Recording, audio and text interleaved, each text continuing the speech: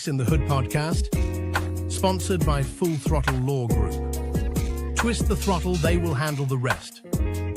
Full Throttle Law. Riding hard, fighting harder.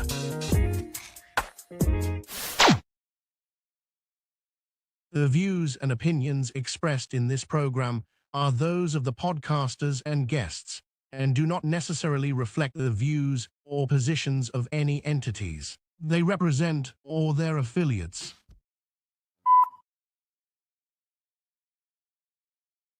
Action! What's happening, big homie?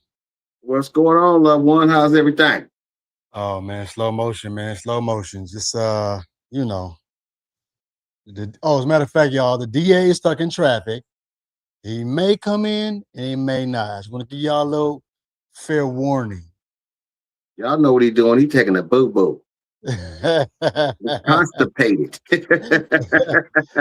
With this heat, my boy, anybody can get constipated with this heat, man. Let me tell you. Man, how was your weekend, man? Oh man, slow motion, man, dealing with airport situations. Okay. Yeah. What about yourself? Mine was pretty good, man. It was, when I say pretty good, I'm glad it's over.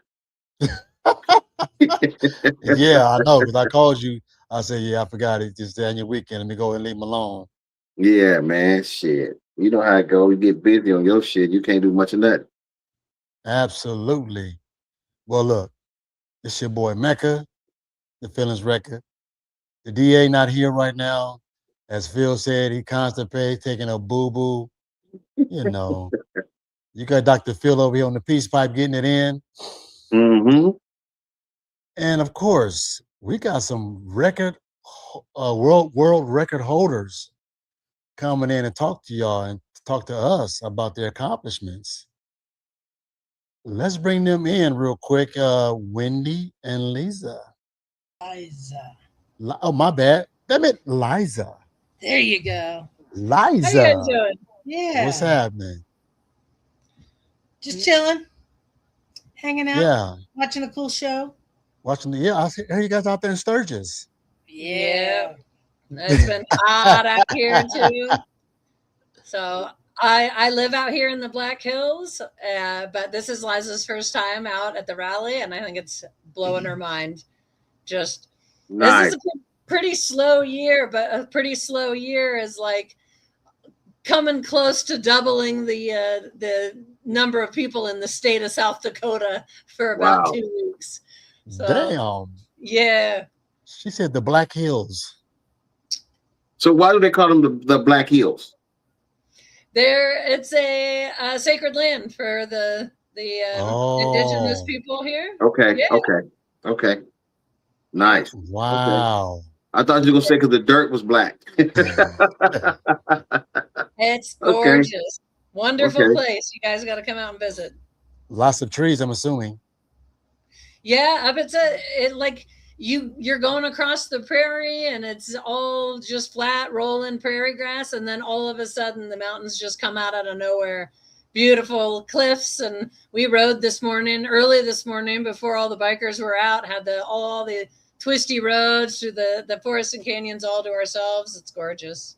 You just got to watch out for the buffalo. Oh, wow. No. See, I've seen too many little reels where the buffaloes was attacking some bikers. I was like, yeah, I'm gonna leave that alone. Yeah. She said, watch out for the buffaloes. Happens every year. We got videos of people. It's like, I don't understand why you're on a very small vehicle with no protection and you're going to go up and bother a buffalo. You get what you get. Yeah. Yes, I agree. And, the ones that kill me are the ones that are always trying to feed them and pet them and want to stand 2 feet away like the buffaloes consented to you taking a picture. Yeah. Okay. They're just like puppies. No way. Liza. They're like puppies. Yeah, well, that's a puppy I'm not going to pet. I'm not even going to try it. Yeah. She said puppies. Yeah. Pineapple says congratulations. Hey, how you doing? On the crotch rocket world record. Crockett on your world record. Crockett, yeah. Crockett on the world record. Crotch rocket, it all works.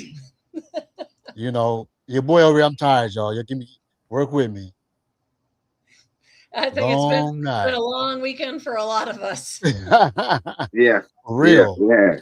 Yes, indeed. Yeah, so Pineapple and I crossed paths in Chicago for the GYGO Midwest Women Riders World Record out there for the most women motorcyclists in a parade. We had like almost 1,400 women riding, and they closed down the freeways for us, and we had like 16 full miles of women riders. Wow. That was pretty incredible to be a part of. That was a really inspirational thing. So how many more world records are you trying to accomplish? Oh, see, I have 4 right now. Liza has 2. And I always have ideas in the works. So I don't know that there is an upper limit as long as I have the ability to ride and the freedom to do so. Man, well, tell us about that Atlas world map right there. Tell us about that. So this is the route that we took on the record that we just set. We spelled WRWR 2026 up the Eastern Seaboard to bring attention to the Women Riders World Relay, which is my business. It's an app on your phone. Yeah, I saw that, CEO. Co-CEO, but yeah, yes. My bad, co-CEO. So we wanted to help spread it across the U.S. because U.S. is so vast. It's hard to spread the baton because you have to meet people in person and keep sharing it and spreading it. And so we did that by riding across. We took her world of long distance riding and setting records and my world of connecting and challenging women riders, put them together. And this is the crazy idea we got. She said the crazy idea. Yeah. So when Liza says, she mentioned the baton. So I don't know if all of your viewers know about Women Riders World Relay, but in 2019, they had a wooden baton that started in the UK. It was handed from woman rider to woman rider. It went entirely around the world. It was 78 countries. Damn. Wow. Thousands and thousands of women carried this baton, some of them just for a short distance before they handed them off. Some of them in some of the more difficult to access countries carried them all the way across their country. So it was a really powerful way to unite women all around the world, inspired women to come out and join up.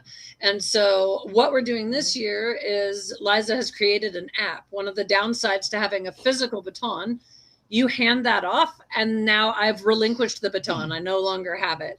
Right. And if you are a track racer, if you ride off road, if you were working that day that the relay went through, you weren't able to take part. So with the app, now everybody can take part.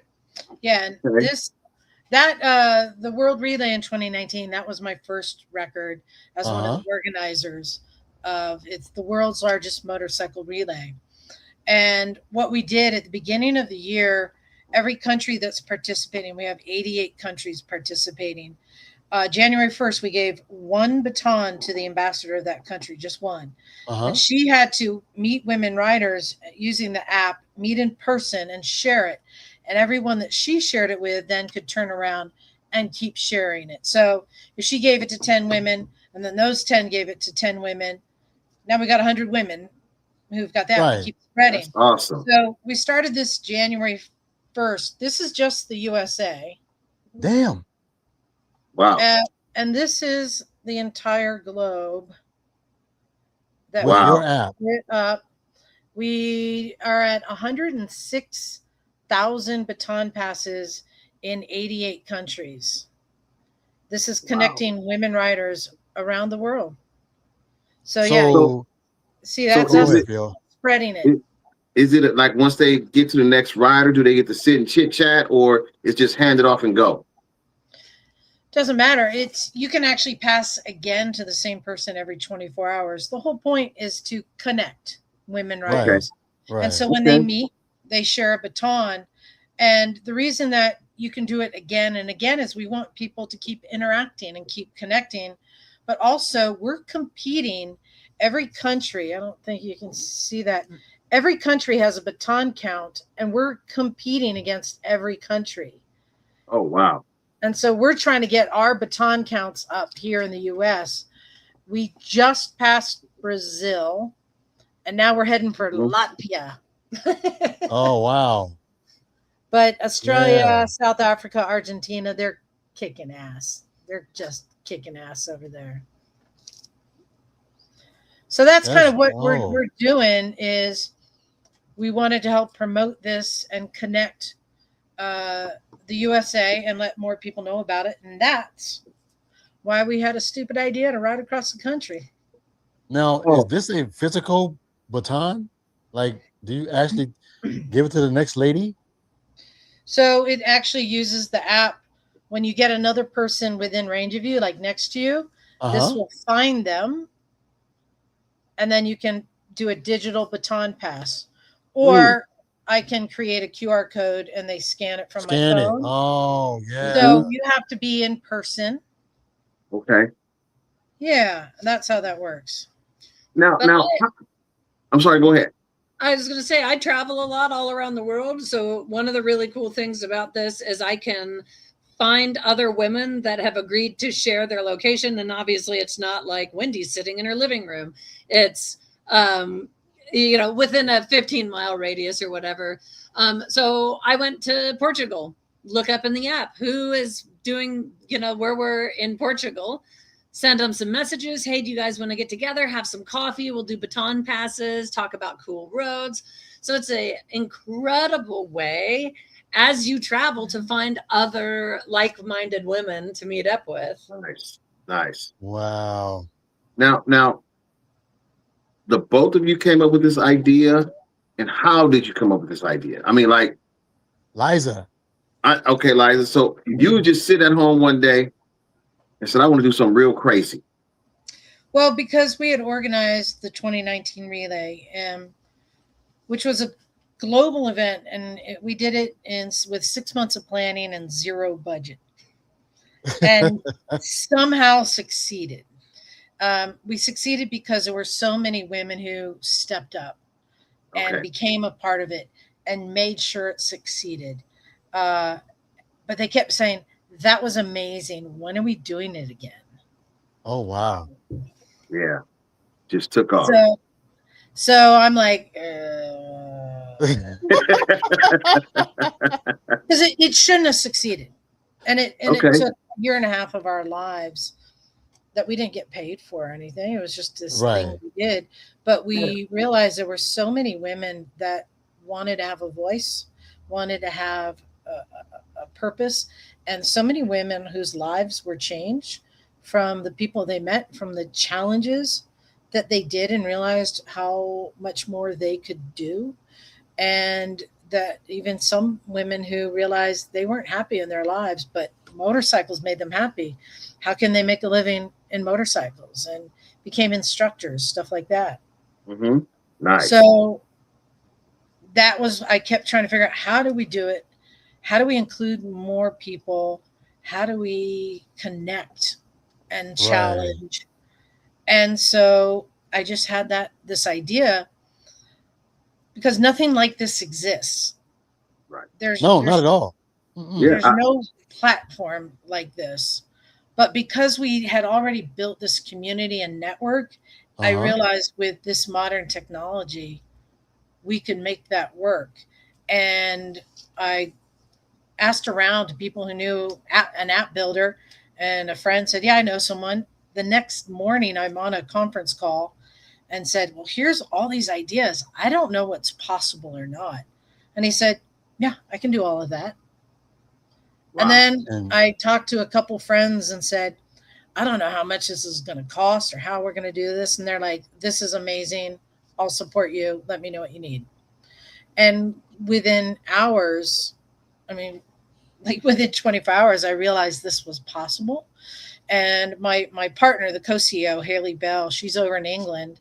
And when I told her, I think we can do this and here's how.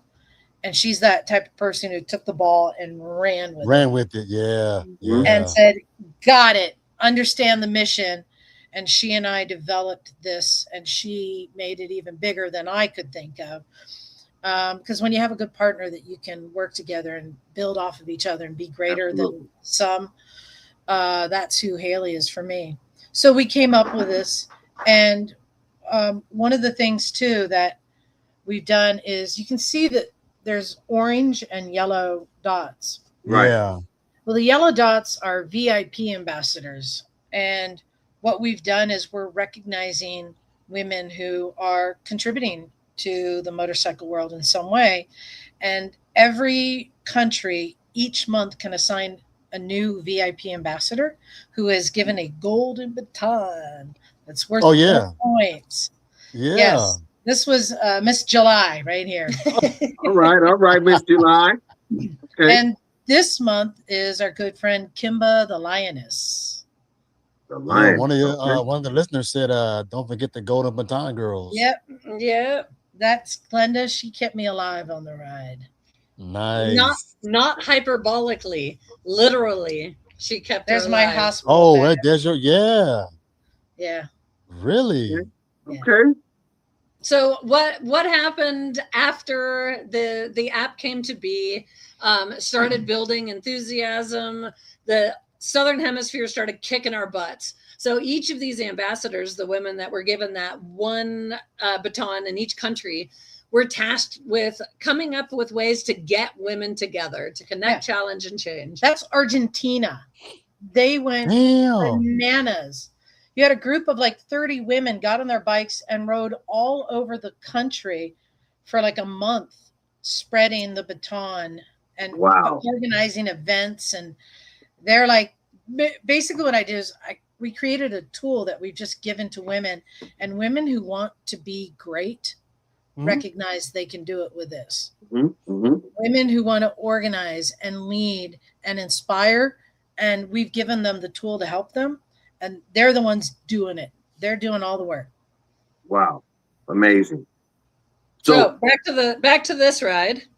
So in the US, so here's all the women in the Southern Hemisphere just doing incredible stuff because it was summer, of course, in January when the app launched. So they were out there doing all these amazing rides. And we're like, what are we going to do in the US to bring women together? The motto of the Women Riders World Relay app is Connect, Challenge, Change. So we're like, how are we going to connect women riders? We want to challenge them. We want to change what they think is possible. So me, being a competitive long distance rider, came up with the idea of this largest GPS drawing. And our days averaged between 550 to 650 miles. She was taking it easy on us. I made it easier. She's an Iron Butt champion. Do you all know about that? Yes, I read that. I didn't miss that part. When I say she was taking it easy on us, I'm not kidding.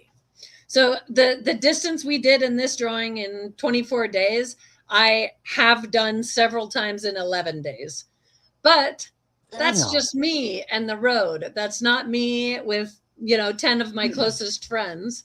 So the goal of this ride was different. And that was, we let people sign up. Men and women were invited to join us. Some joined us for just a day. Some of them joined us for almost the entire ride. But you had to commit to an entire day. You couldn't just come for a little bit. You had to do that entire stretch of the day, which for many people, not just women, many people is the longest ride they've ever done. Well, let me ask you this. So I read that you guys rode in the Pakistan mountains. In fact, we're going back in a few weeks.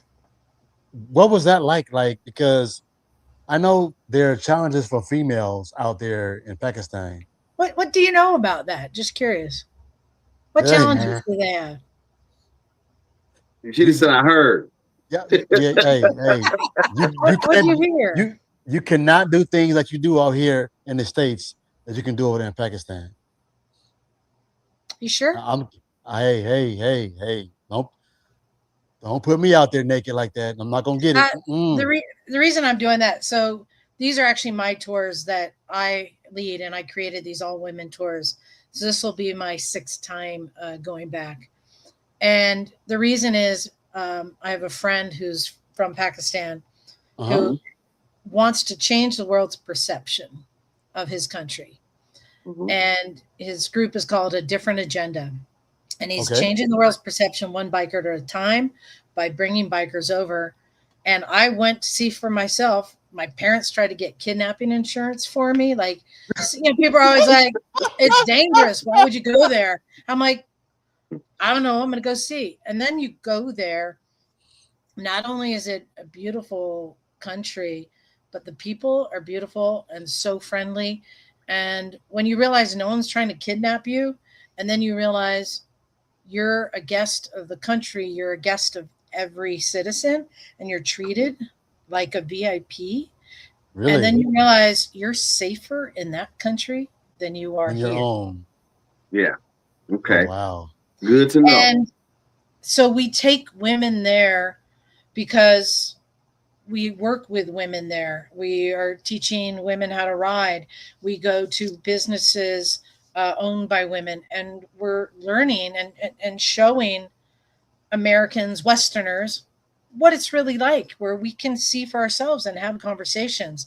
But yeah, motorcycling for women is in its infancy. When I first went 11 years ago, there were 3 women that rode, and they all are kind of famous for doing that.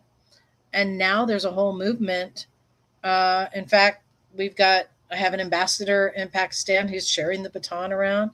And every time I go back, I meet more and more women who are riding. And we're part of that by being there and setting an example. And little girls see us and go, huh, maybe I could do that. So what are they riding, though? Are they riding Harleys, Endos, sport bikes, scooters only? No. We're riding, we usually ride 150cc motorcycles that are local Pakistani-made Hondas. And that's just the basic, motorcycle that you ride around there. You don't need more than 150cc. You're riding through the mountains, through herds of goats and landslides, and there is no like freeway where you're going fast. It's, you know what? Have you ever ridden the Pacific Coast Highway up through Big Sur? PCH? Yeah. PCH. It's like that. Yeah. Okay. Up in the mountains. It's just like that for days and days and days, and just rivers and valleys and mountains bigger than you can imagine. Wow. That's So Pakistan has the Himalayas, the Karakoram, and the Hindu Kush mountain ranges all come together in Pakistan. So just like dream destination as far as riding goes. Yeah. Absolutely spectacular. And on our tours, we go up to the border of China, which is about 15,000 feet. It's the highest border crossing, border crossing in the world. Wow. You women are doing some amazing things. Like, you could come. Yeah, but I'm gonna have Mecca to pay for it. I'll be there. He can sponsor me. You know what? I'll tell you, I don't think there's a big difference between ourselves and other people other than the fact that we say yes. We just say yes. That's it. Okay. That's the key. Just say yes. Say yes, Mecca. Figure it all out later. We'll figure it out when we get there, huh? Yeah. Yep, exactly. Yeah. One of your members said, don't forget the many of us who follow you on Facebook. Your daily updates were appreciated, so we could cheer you on. Yeah, that was really cool. How many people were just following us and supporting us. And it was hard because some days, like we had a 15-hour day, and you just want to get to the hotel, like eat and go to bed. But it's like, let's do a post. We want to let people know what we're doing, what we did. And when you have the community the riders who were with us and the riders who were just following us online, having that kind of support was really nice. All right. So let me ask the both of you, what is the longest or the most miles you've done without resting? It's gonna make some of me mad, but I want to make them mad. She pointed towards Wendy. That's her bag. I don't know if I should put a specific number on it, but it was more than a couple of days. Wait. No sleep, just gassing and going. Just gas and go. So I have auxiliary fuel on my bike. I ride a Yamaha FJR for most of my big mile stuff. So between my main tank and my auxiliary fuel, I have about 11.5 gallons. So I can do like 450 miles between fuel ups. I can do 450 miles fuel up without getting off the bike and do another 450 miles. Ask her what her Guinness World Record is for. Oh, yeah, Wendy. Guinness World. Talk to us, Wendy. Come on now. Here's some of the fellas off. Girls gotta have secrets. No, so another friend of mine and I, fellow Iron Butt Rally competitor, he and I set a record for the longest continuous journey in a single country by a team. So we rode about 100,000 miles in the course of 6 months across Australia, Canada, and the US. But because the Guinness World Record was for miles in a single country, only the miles that we rode in the US were counted towards the record. So it was 80,208 miles in 119 days was the record. And tell them how you did it. We visited 49 states in alphabetical order and went to the capital of each state. Think about that. What are the first 3 states? In order. In order. What are the first 3 states in You can't ask me that. I didn't graduate. Come on. We're in the A's. You can do this. So it depends on where you're coming from or where leaving from. So the first 3, starting from alphabetical order? order? Yeah. Come on. Oh, what's that? Arizona? Oh, Alabama. You said state. Okay, Alabama. I'm going to say Alabama. Okay. What comes after that? I don't know. Alaska. So we didn't. Oh, you went in alphabetical order. You went A, then B. Oh, yeah. Shit. So we didn't do Hawaii because we were struggling with the logistics. We were trying to maintain 1,000 mile per day overall average.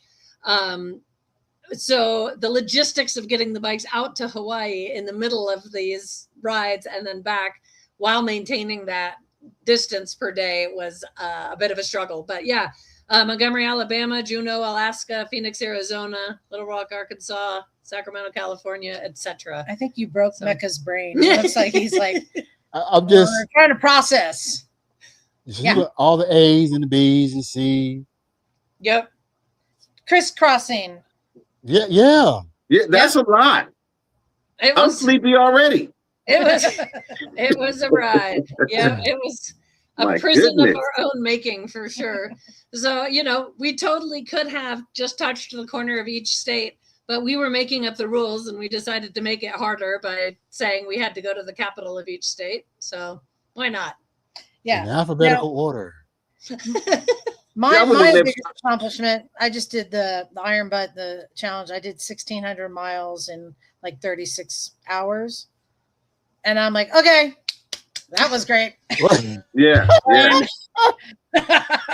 This one keeps going. 36 hours. We were just discussing something a week ago about someone doing 2,100 miles in 24 hours. Yeah. And now I'm listening to you ladies, and it is definitely possible. Yes. Wow. The Iron Butt Association will only certify up to 1,800 miles in 24 hours because that is the distance that you could go legally with the speed limits on, generous speed limit roads. But people definitely do greater distances than that. They just won't certify. They'll just say 1,800 miles plus. Right. Okay, nice. So what's your speed limit, Wendy? So I get caught I like to say I have a face that makes people want to punch a baby, right? Like if I am in the middle of a group of people and everybody's doing something wrong, I'm going to be the one that gets pointed at, right? So I know this about myself, and I work within those parameters. So I'm usually just a few miles an hour over. I'm like maybe 10% over is about my cruising speed. Sometimes more, you know, depending on the scenario. There's And what city you're in. Yeah, you know, Nevada's a beautiful, wide open place, is all I'm going to say about that. But then the reality is, again, when you're looking at this as a marathon instead of a sprint, once you get up there to like 90 miles an hour or above, your fuel consumption just goes up immensely. So then there's the balance. It's like diminishing returns. You start going too fast, you're sucking through the fuel, you're having to stop way more often to refuel. And so the net savings just isn't worth the risk trade-off. And you, Liza? I get away with everything. Look at this face. Accurate. Sitting over there just quiet, just listening. I ain't saying nothing, just quiet. Yeah, I'm with Liza. I know the speed limit, but I don't know the speed limit. So you know, it was tough for her to adapt to Wendy's metered progress through the day, but we got no tickets either. We didn't get pulled over. My policy is be the second fastest person on the road. Absolutely. So they get the first one first. Yeah, I agree. Okay. Yes. Yeah, good observation. Okay. Yeah. Oh, and speaking of fastest, in 2 weeks, I'm going to be at Bonneville for the motorcycle speed trials. Oh, damn. So you're going to participate? I am hosting the spectator tent.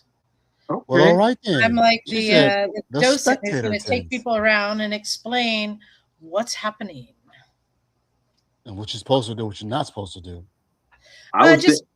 Have you ever been to like the races and you have the pits? And you have all these racing teams working. Yeah. And you're like, I don't know what's going on or what the rules are, who this is, what that role is. So I'm the person who's going to greet any spectators who want to come and have a place to sit and have somebody to kind of take them around and introduce them to people and let people talk about what they do and how they do it. Oh, okay.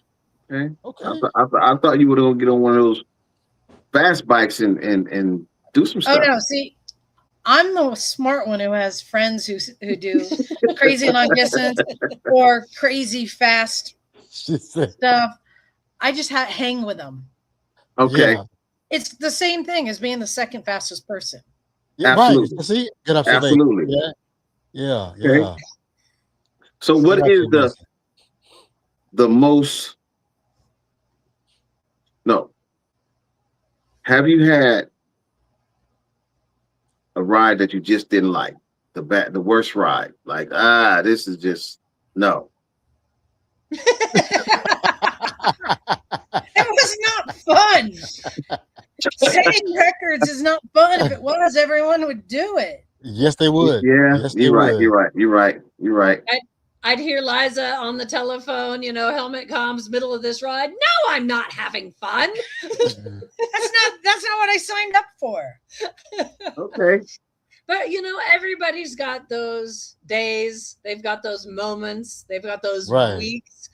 Everybody, you know, in the course of whether we're talking about like the Iron Butt Rally or the Hokahay, any really big, intense ride like that, everybody's got that moment where they're like, why am I doing this? Like, I've screwed up bad, or I'm so miserable. The weather is terrible. Whatever, you know, calamity you have created in your head, everybody's got that moment. And then the question is, who makes it past that? Right? So this is for you and Liza. What are the most dangerous roads you've been on? Yeah, that was my next question. Let's see. Liza's not having fun unless there's a death road or a death bridge or a death tunnel. Yes. All of which are in Pakistan.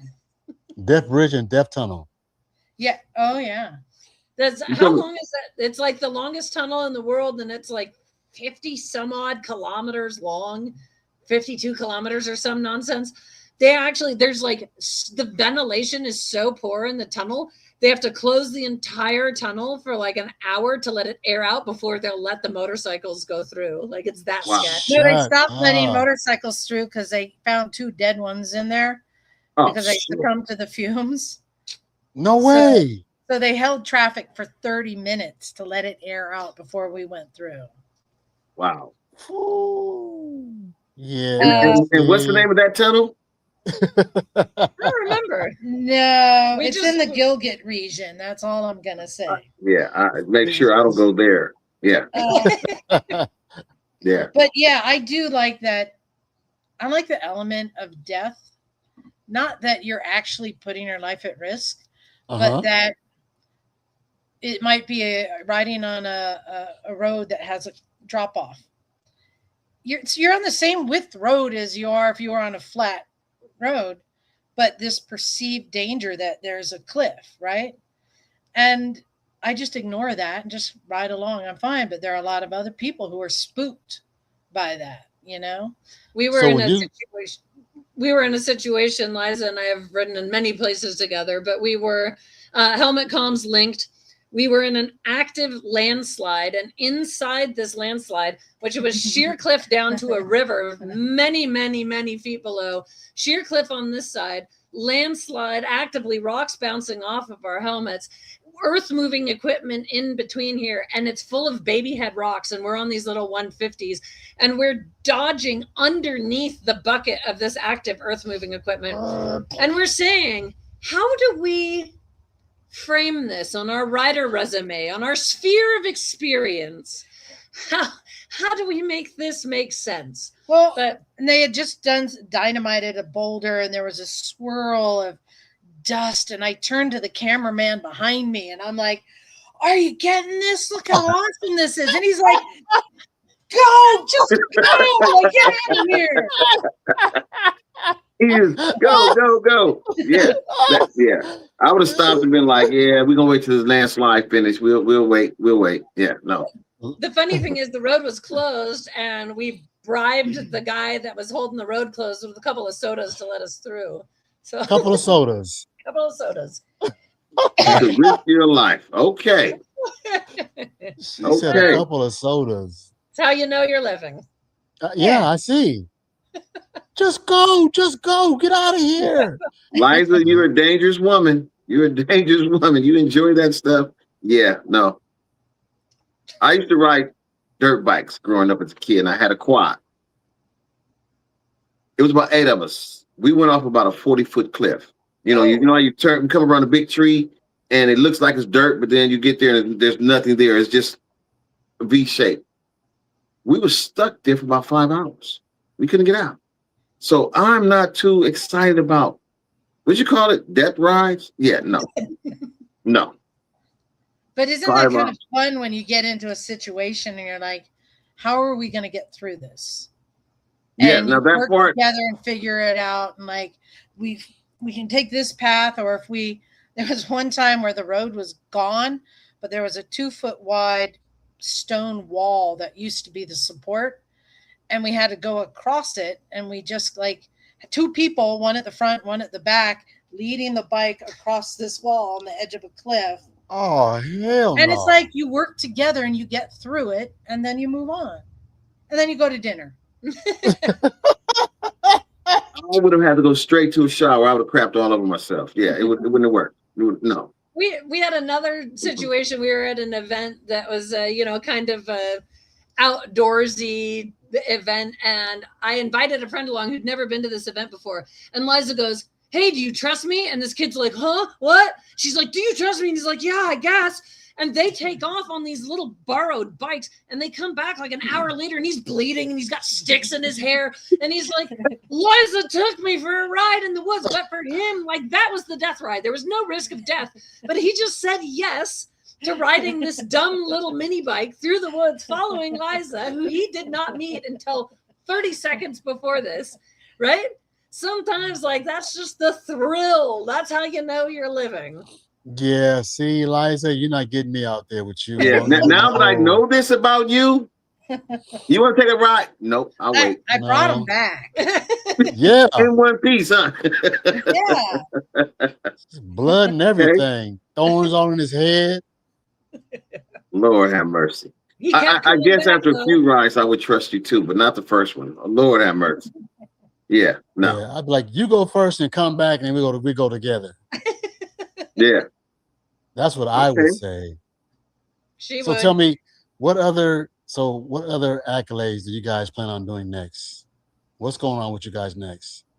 So I've always got about 10 rides in various stages of development.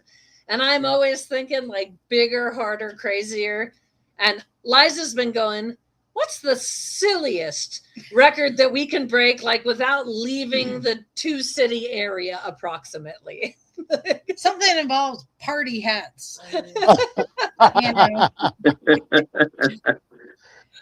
Yeah, Sharon's seen my Evil So Knievel. someone says Liza wears an Evil Knievel leather suit. She is definitely a daredevil. Yes, she is. Few of them.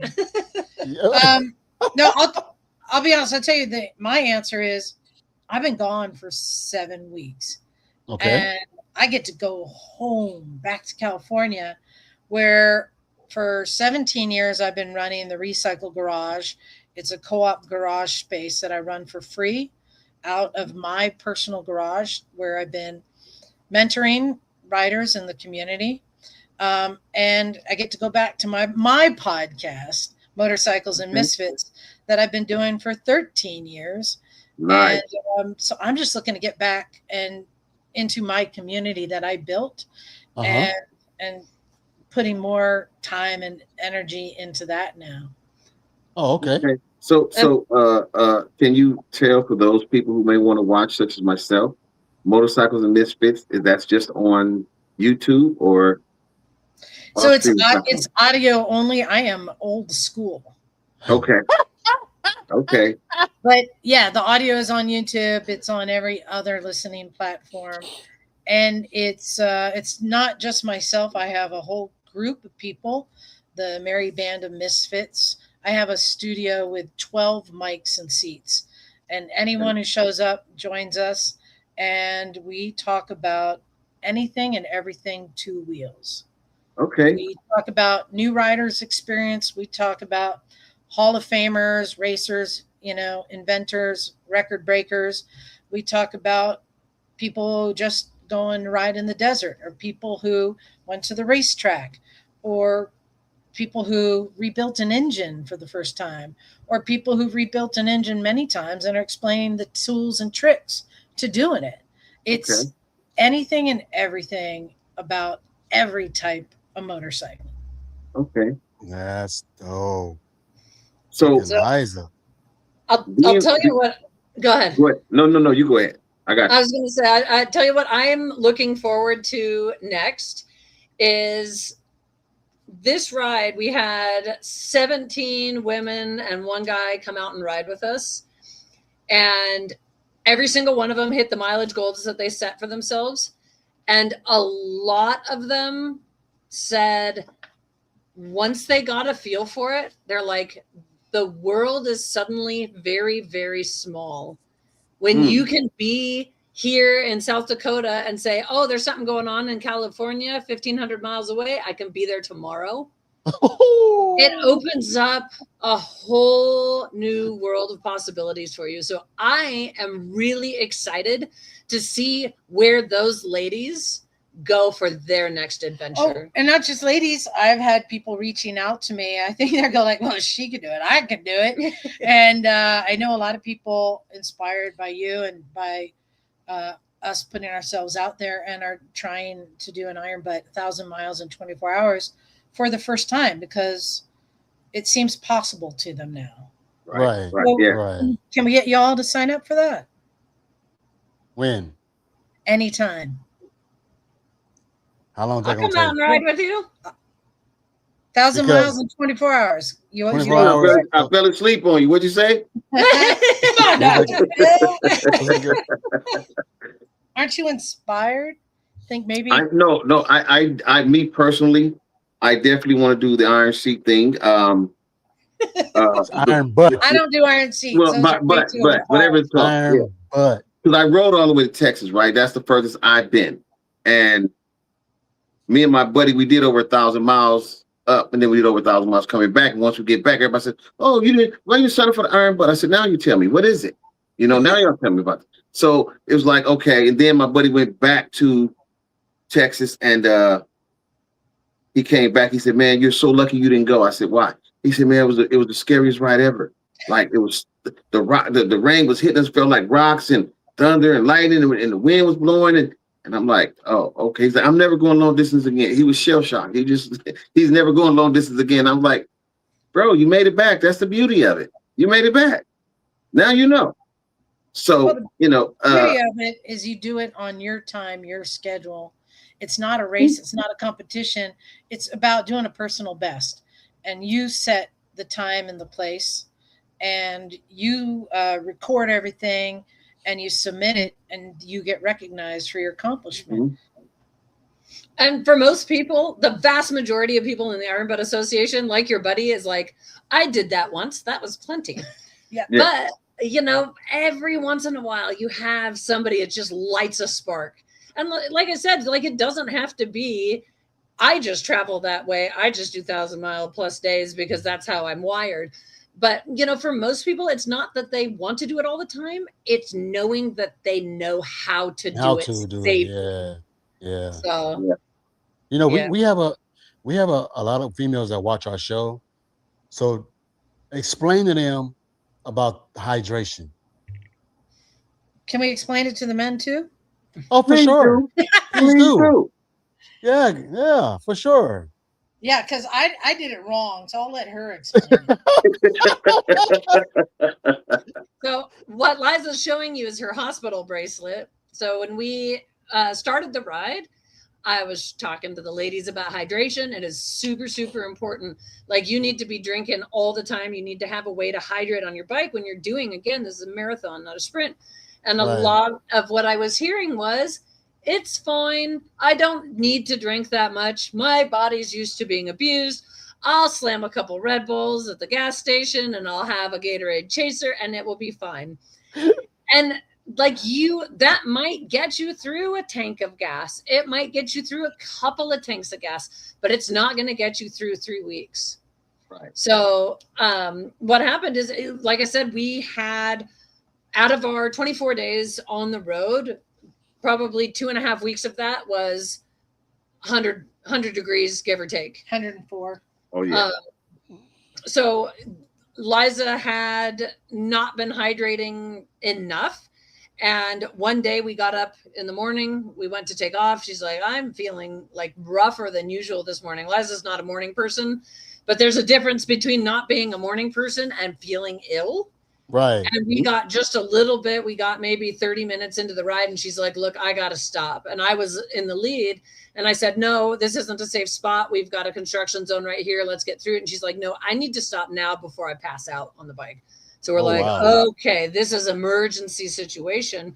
Well, Glenda, who was watching, she commented earlier, she had joined us that morning. She had met us at the hotel the night before. She's a registered nurse. So here's us on the side of the road. Here's Glenda going, lay down on the side of the road, put your feet up on the bike. Tell me about your symptoms. So we had the right person in this position there to take good care of her till we could get Liza back to the hospital. She likes to say she got her fluids changed in the hospital, just half the day in the ER getting fluids. What happened was, I've never experienced this level of dehydration. Apparently my blood got so thick that it was not able to send oxygen everywhere. So I felt crappy, but you push through, but knowing when to stop is really important. Knowing when I'm no longer safe. And that was because my hands and feet were going numb and I couldn't get air because my lungs just weren't getting the oxygen around because the blood was so thick. Yeah. So that's when I'm like, I'm not safe. I'm pulling over right now. But before I let it become a really dangerous situation, you know? Yes. And that's the reason why I asked you guys to let them know, because even like we've been having heat for the last month, and it's been hot. And you got guys coming out here on their bikes, and I don't really think they understand, the hydration part of it, because you'll come out on your bike and you drink a number of beer. Where's the water? Right. Where's the Yeah. water? And it's I have two-gallon jugs that live on my bike, and everybody says I have a nerd bike, and that's true. It is aggressively utilitarian, but it'll hold ice for 3 days. So if I'm going across Death Valley in the middle of the day, I am going to fill those 2 jugs 2 or 3 times in a day. Oh, wow. More temperate temperatures, probably 2 days it'll take me to go through that. But if you're not looking to get to that level of aggressive riding, Right. have a Camelback, have a cup holder on your bike that has water in it, not soda, not coffee drinks, not heavy stuff, not sugary stuff. You need that water in your system. And then when I have like super duper hot days, I have a product called Sport Tea. That's a SPORTEA, that guys that do competitive mountain climbing, like free climbing, turn me on to it. It's a herbal electrolyte drink that I can just throw in my water bottle. So on those days where you feel like it is so damn hot that you could drink all that water and you're going to throw up plain water and you're still not going to be hydrated, that's when I will use like that herbal electrolyte replacement. Gotcha. But still no sugar, no Gatorade, Powerade, all of that stuff. And the reason why is when you become impaired in any way, shape, or form, the first thing that goes is your ability to recognize that impairment in yourself. And that is whether that is dehydration, whether it's fatigue, whether it is anything else, other substances that are impairing you. You're not able, you think you're doing fine until you are so bad that you can't function. So you want to eliminate all of those other things that mess with your ability to recognize that level of impairment in you. And I wanted to give a big shout out to Glenda, because I think she's on here. Glenda is my spirit animal. Glenda, not only did she take care of me, she canceled her plans and said, I'm going to stay on this ride as long as you need me. And she just came along with us and made sure she kept me alive. When I say she kept me alive, that's no joke. Okay. Like, because I had to get on the bike every day. After I got out of the hospital that day, got back on the bike and we had to ride. And it was no joke. And so my recovery was taking place while riding. So that's when I sort of kind of started listening to Wendy and definitely listened to Glenda and did whatever she told me to do. And then it got slowly better. Still not easy. Of course not. But better. Okay. But do us a favor. Go ahead, Phil. No, since we're talking about hydration, what are some of the things you use besides water? I know water is like pretty much numero uno. Because I got a buddy, we ride every, I give him 25, 30 miles. He has to stop and use the bathroom. So what are some of the things you would suggest? Like I got another buddy, he drinks mustard because he cramps up on the road. So what are some things you would recommend or suggest people to use, to stay hydrated, to prevent cramping? Up, Liza. Like I saw that. Your buddy who has to pee, tell him to work on his Kegels. He's probably listening. He should be on here listening. I'm not going to say his name, though, but yeah, he know who he is. Work on his Kegels. We gave him a new name. We call him Pissy. But yeah. Yes, I know a lot of guys like pickle juice is pretty good for rehydration, but you have to be careful too. Any of those drinks that you have too much of them, again, like a Gatorade, Powerade, even pickle juice is better, but enough of it will still throw your body into imbalance. So I have quick dissolve electrolyte tabs for when I'm, just sweating profusely and I need to replace that without having too much of the other chemically junk that comes in a lot of the drinks. And y'all gave me Chemically liquid junk. IV to put in the water. Yeah. Okay. Oh So yeah. here's I love that here's stuff. some I I love learned. that stuff. Because I was like, I'm just gonna just slug a Gatorade and get all the salts and everything back that you need. But apparently I got too much salt in my body, and when you have too much salt, you can't absorb the water anymore. So you're Right. drinking liquids and it's just coming right out. So that's when I learned, like, oh, when you are taking things to extreme, like things can go wrong real fast. Oh yeah. Oh yeah. And Big Glenda time. just posted up mustard too, was good You for. saw Yeah. that? Yeah, Yeah. that's the first I've heard of that. I'll Yeah. have to give that a rip. Carry a jar of I mustard with me. cannot do no mustard. I refuse to do mustard. That is the nastiest shit in My the buddy world. keeps eating. He's like, I'm ready. And I'm like, now me, don't laugh at me. Me, we get up in the morning, we leave. They like, you doing breakfast? I say no, because I don't want to get the bubble guts on the road, right? Yep. I that's do a me. honey bun and a monster. No, it's not healthy. It's a lot of sugar, but it keeps me up all day long. Yeah, I do. Once I get there, I do some water and all that stuff. But now I know because I don't want to be on the side of the road. So I can tell you what was happening to me too is, like, I'd eat some food, and then after you eat, you start to get a little drowsy. Right. So I would take 5-hour energy, and then when that wears out, now you're crashing hard. Yeah, you're so now I crashing have to real go, what hard. else Yeah. do I got? I got to get something else. And I was going through these cycles that were getting harder and harder to overcome. Yes. Yeah. And if you ask Wendy, she'll say, just don't eat that much. You don't need to eat that much because you're not expelling a lot of energy. Right. Like you're sitting there. Yeah. So I don't eat when I'm doing something this big. I don't eat breakfast or lunch. If I feel like I need something on the road, I'll have maybe an apple or tank bag friendly, carrot sticks. You can get, if you're doing a gas stop, you can get hard boiled eggs or string cheese, something like that, unsalted nuts, something really healthy. Just try to find a little bit of a balance of those, like healthy fats, healthy carbs, but not something that is going to lead to a series of sugar crashes or caffeine crashes, or that it's going to be so heavy that you feel fatigued as your body's trying to digest all of that while you're sitting on the bike and it's hot and Let you're me not ask Glenda properly. Glenda, let me ask you this. What can I use besides mustard? Pickle juice. Pickle I juice. ain't got a problem with pickle juice. I'm cool with that, but mustard, I can't do it. I'll be And throwing that's the thing. give it all up. A Rose who was traveling with us, she discovered she could get an egg and a pickle at almost any gas station. That was her meal. Oh, and what did I come home with today? She came home with a pickle.